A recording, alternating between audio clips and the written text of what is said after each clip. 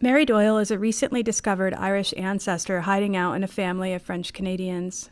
While attempting to research the woman who left County Mayo in 1899, I quickly realized that she was only one in a tide of Mary Doyles leaving Ireland in the 19th century.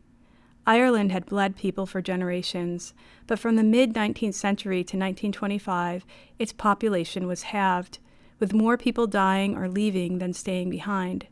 With no prospect for jobs or husbands, young Irish women in particular boarded westbound ships in droves. I decided that my Mary Doyle was perhaps less important than the idea of Mary Doyle. 1,000 Mary Doyles. There she is, Mary Doyle, and another right beside her, head turned for one last view of land before the Cork coastline slips out of sight. Dishwater strands pushed behind her ears, yellow curls pulled up under a hat, dark frizz flying in the wind. She is 17. She is 22. She is just yesterday turned 29. Look at her now, studying the sky in place of crying, trying to remember what everyone has said, begging Mary, the most holy mother of God, they might make it across the ocean alive. She leaves behind her favorite cow and the kitchen garden she's been fighting for years. She leaves behind her mother's grave, her sister's face, and her Uncle Timo's way with the plow. She leaves behind the traveling priest, the Sunday masses and the words to every song she knows, the pretty laments and the keening, and Mr. Byrne with the tin whistle, and here it comes now, her father's hand, swollen and cracked as it is, the way he held it to her, her father's hand, soft as old cloth against her cheek.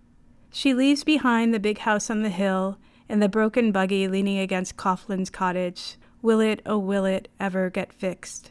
And the marsh violet, and the burnet rose, and the blackthorn too sometimes, the patchwork of fields, and the baby Lizzie with her dark eyes and funny ways.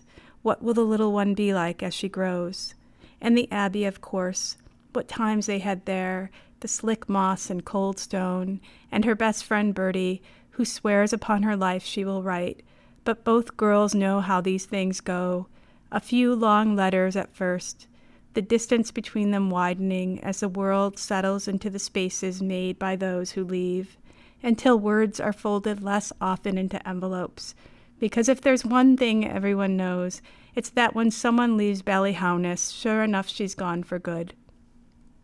Mary Doyle, come from Moycullen, from Westmeath and Usher's Quay, come from Poolnamuck, Gwysalia and Tourmakedy, from Clongeen, Collooney and Cahermacria, from Kilkelly and Kilmina, Ballina and Bonnyconlin, from Portlaoise, Mount Shannon and Roscommon, from Dunamore, Dunlahair and Drogheda.